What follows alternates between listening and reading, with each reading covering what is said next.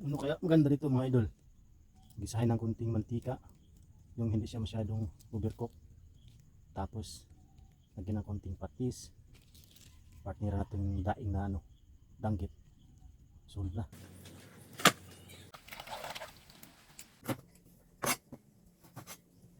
Kamatis, usa ka dosina mga idol.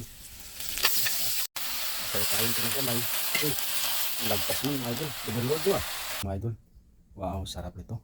Yari naman ito. Partner ng daing na danggit.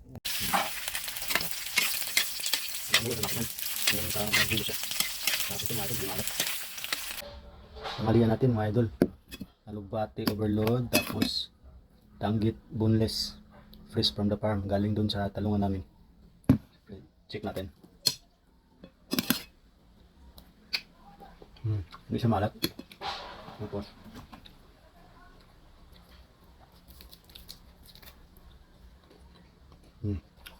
ako lang. Tara, kain tayo.